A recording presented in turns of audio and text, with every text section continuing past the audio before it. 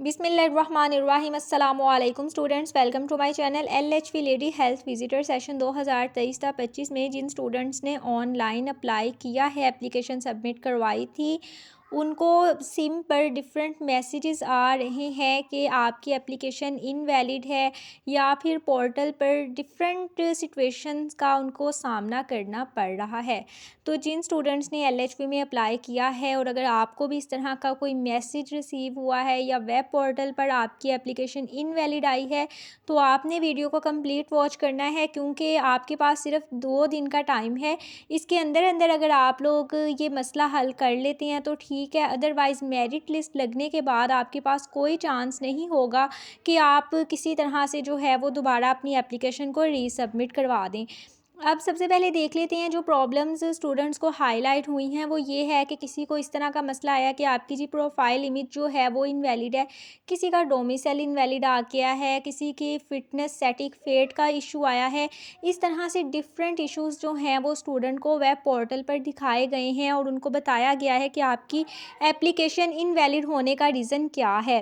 तो स्टूडेंट्स, अगर आपको भी इस तरह से मैसेजेस आ रहे हैं या फिर PHF की तरफ से या उसके अलावा अगर आप लोगों के वेब पोर्टल पर आपका स्टेटस इनवैलिड आया है, तो आप परेशान ना हों। 2 दिन के अंदर अंदर आप इस मसले की तह तक जा सकते हैं और इसको हल भी करवा सकते हैं अगर आप थोड़ा सा स्टेप फॉरवर्ड करें।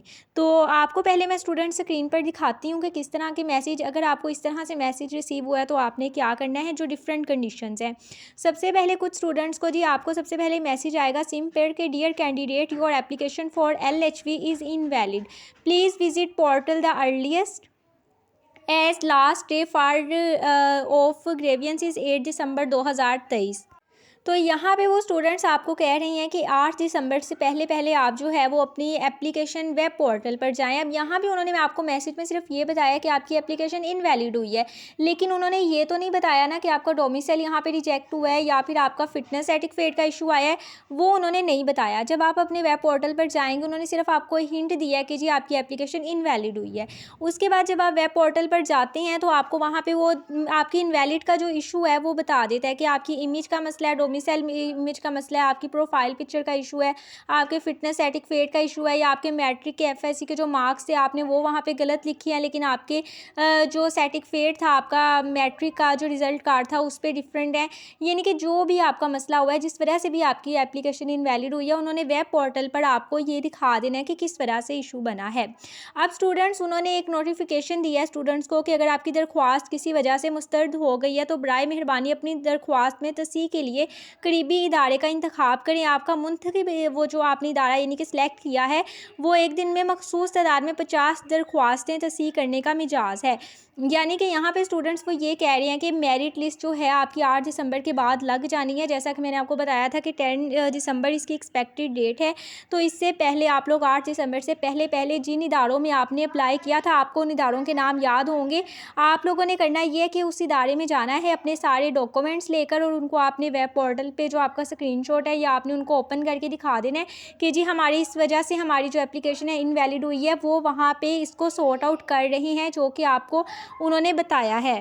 तो ये स्टूडेंट्स उन्होंने मतलब आप लोगों के पास इस वजह से सिर्फ 2 दिन का टाइम है। आज 5 दिसंबर है, 6-7 दिसंबर तक स्टूडेंट्स जा सकते हैं। जो इदारा आपने सेलेक्ट किया है वहाँ आपको फ़िज़िकली तौर पर जाना पड़ेगा, वो ये इशू सॉर्ट आउट कर रहे हैं, तो मज़ीद परेशान होने की ज़रूरत नहीं है। अगर ये टाइम गुजर जाता है तो इसके बाद आपके पास कोई मौका नहीं होगा। ऑनलाइन आप अपनी एप्लीकेशन को री-एडिट नहीं कर सकते, वेब पोर्टल पर किसी भी तरह की डिटेल्स आप लोग ऑनलाइन नहीं अपडेट कर सकते। इसके लिए आपको फ़िज़िकली तौर पर जाना पड़ेगा और आपके पास सिर्फ 2 दिन का वक्त है।